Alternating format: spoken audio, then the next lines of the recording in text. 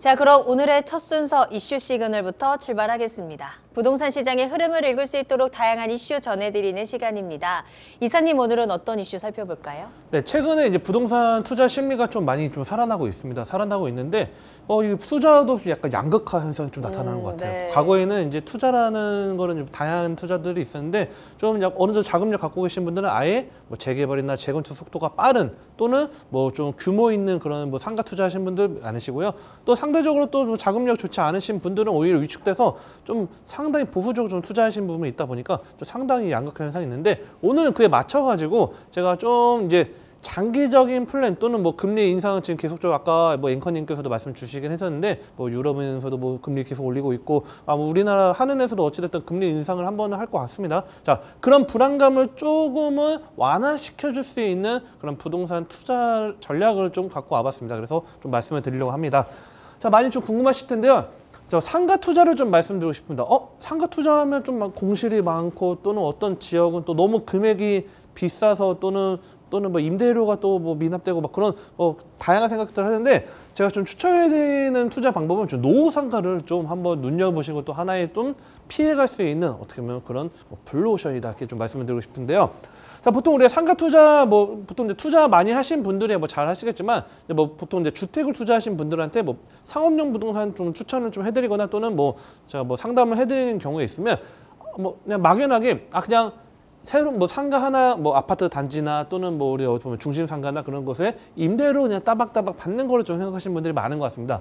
그런데 또 어떤 길목 또는 뭐 역세권 근처에 인기 있는 지역은 분양가가 상당히 높다 보니까 부담되시는 분들이 있고, 또 대출을 활용하시는 분들은 좀 부담되시는 분들이 있을 텐데, 자, 저는 좀 노후 상가도 한번 눈여보시라고 말씀을 드리겠습니다. 자, 어떻게 좀 풀어나가면, 자, 이 가로주택 정비사업 예정지 같은 지역이 있고요. 또는 뭐 구역 지정 이 되기 전에 재개발 구역이 있을 수도 있고요. 또는 아파트 내 노후된 상가들이 있을 수도 있습니다. 자, 특히 이 지금 물론 상가나 근린생활시설 같은 경우에는 물론 기준이 상당히 중요합니다. 제가 가끔씩 말씀드리는데 권리 산정이 지역마다 좀 다르겠지만 2008년 기준 제가 말씀드리고 있는데 7월 29일 그런 말씀들이 하고 있긴 한데, 기본적으로 제가 말씀드린 건 아예 노후 상가, 기본적으로 이런 재개발 예정지나 노후된 상가 말씀드리고 있고요. 자, 이 지금 노후 상가가 가치를 올릴 수 있는 게 법적인 근거들이 또 있어야겠죠. 자, 도시 및 주거 환경 정비법이라서 우리가 보통 이제 도정법이라는 이야기를 많이 하죠. 도정법에서 이 도정법에 이거에서 관리 처분을 진행됐을 때 이 재건축 상가 소유자가 아파트보다 권리가액이 크면 아파트나 또는 상가로 또 받을 수 있는 그런 기준들이 나왔습니다. 제가 이번 시간에 그런 내용까지 다루기 좀 시간이 짧다 보니까, 이런 내용도 있다 보니까 재건축 아파트 단지 내 상가나 또는 우리가 재개발하는 지역의 상가 같은 경우에도 어느 정도 우리가 기준에 따라서 물론 권리가액이 넘어가야 되는 기준이 있겠지만 상가나 아파트 분양이 가능하기 때문에, 그리고 막연하게 어떤 지역을 보면 한남 3구역 같은 경우는 기본적인 금액의 감정평가액에다가 프리미엄이 6억, 7억씩 해가지고 집을 샀을 때 아파트 가격이 그 이상 나오면 물론 이익이 나긴 하겠지만, 반대로 오히려 이 노후 상가 같은 경우는 상대적으로 좀 저렴한 부분, 물론 이미 재개발 구역이 거의 확정된 지역이 가격이 많이 올라가 있긴 하겠죠. 자, 이런 지역들 앞으로 계속적으로 펼쳐집니다. 그런 지역들 좀 눈여겨보시라고 말씀을 드리고 있고요.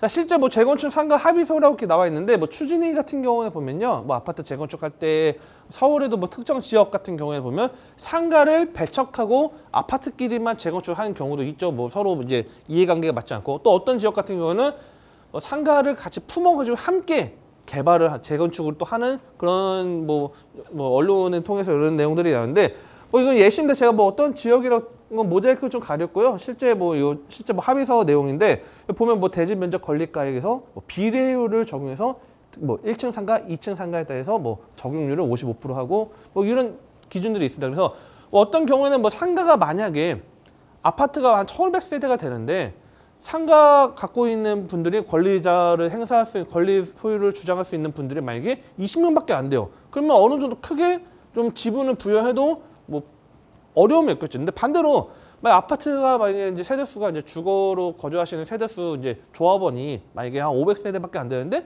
상가가 만약에 한 40, 50 넘으면 또 이 비례율에 맞춰서 또 상당히 또 상가에 대한 또는 뭐 이 주거 아파트에 대한 이런 서로의 입장 관계가 좀 다르면 또 진행 속도가 또 늘어지기도 하겠죠. 자, 이런 것들을 보시면 될 것 같고, 실제 뭐 한남 상가 같은 경우도 지금 이제 상가 쪽 이제 마지막 조율만 하면 이제 바로 이제 진행 스타트한다고 보면 될 것 같은데, 뭐 그런 식으로 이 상가하고 어떤 합의가 되는 게 중요하긴 하겠지만, 반대로 말하면 우리가 이 상가 투자라는 것도 노후된 상가를 투자 포인트를 잡는 것도 하나의 좀 시너지 효과를 낼 수 있는 것들이 있지 않을까 이렇게 말씀을 드리고 있습니다. 그래서 이 노후 단지 내 상가 투자 장점을 좀 말씀드리면요. 일단 기본적으로 뭐 분양권으로 바뀌기 전에는 이 주택수 당연히 포함되지 않겠죠. 자, 주택수 포함되지 않는 장점이 있고요. 그다음에 이 상가 같은 경우는 물론 뭐 지하 같은 경우 공실이 있는 경우가 있지만 보통 1층이나 2층 같은 경우는 보통 임차인들이 들어와 있는 경우가 많습니다. 뭐 아파트 오래된 뭐 80년대 아파트를 하더라도 뭐 1층에 뭐 슈퍼나 미용실이나 또 2층에 뭐 학원이 형성되어 있는 것처럼 이런 임대 수익, 즉 이 임차 관련된 임대료가 발생이 되기 때문에 수익 발생이라는 거는 결국은 뭐 대출을 어느 정도 활용했을 때 뭐 이자, 뭐 금리 인상에 따른 이자를 어느 정도 상충시킬 수 있는 그런 역할을 할 수 있고요. 그다음에 또 소액으로 접근 가능하죠.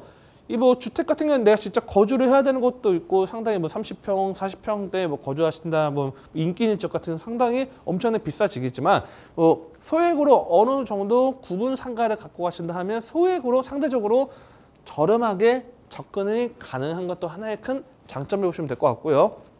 향후에 재건축이 됐을 때 아파트 분양이 가능한 부분이 있다. 이렇게 좀 말씀을 드리고 있습니다. 자, 그래서 이제 투자 포인트를 좀 잡아드리겠습니다. 자, 뭐 생소하신 분들이 있다 보니까 투자 포인트를 잡아드리냐면요.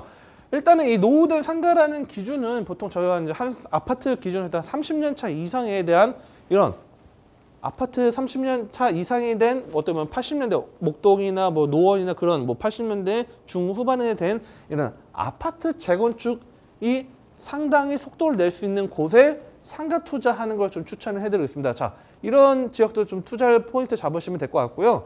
자, 기본적으로 보면 우리가 뭐 90년대 지금 1기 신도시 같은 경우에도 지금 뭐 재건축을 해서 1기 신도시 특별법을 뭐 발의해서 뭐 재건축 속도를 낸다 하는데, 만약 그런 경우에 이제 상가 같은 경우도 어느 정도 뭐 혜택을 볼 수도 있지만 이 속도가 나지 않는다면 당연히 공실에 대한 리스크도 어느 정도 갖고 가셔야 된다는 것도 좀 체크하시면 될 것 같고요. 자, 그런 경우는 차라리 뭐 어느 정도 금액에 맞춰서 내가 금액이 어느 정도 좀 여유롭다면 뭐 80년대 뭐 25년도에서 30년 차 바라보는 그런 걸 상가를 좀 투자 포인트 잡으시면 될 것 같고요.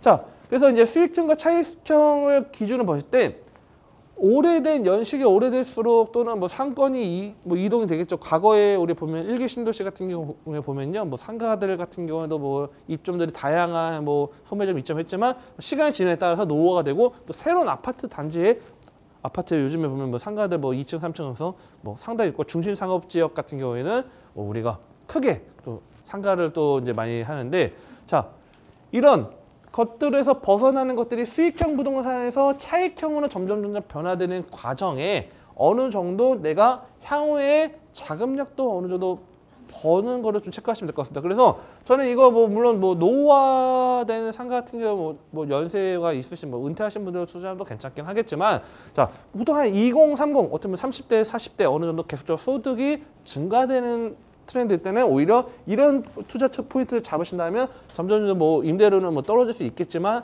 앞으로 차익형에 대한 기대 가치를 끌어올릴 수 있다는 것도 보시면 될 것 같고요. 자, 마지막으로 제가 뭐 지금 시간상으로 다 말씀드리지 않았는데 뭐 아파트 뭐 상가 뭐 예를 들어서 뭐 단지 내 상가에서 모두가 다 같이 할 수 있는 것들이 아닙니다. 뭐 예를 들어서 뭐 집원이 뭐 함께 있다거나 또는 어떤 지역 같은 경우는 뭐 아파트 단지 내에 상가 딱 들어가는 경우에 뭐 상가를 배제하고 아파트만 따로 재건축할 수 없겠죠. 자, 그런 조건들이 있기 때문에 뭐 이런 것들 제가 뭐 시간상 다 말씀드리기는 어렵고, 그래서 뭐 기본적으로 궁금하신 부분은 또 문의 주시면 친절하게 또 상담까지 도와드릴 수 있도록 하겠습니다.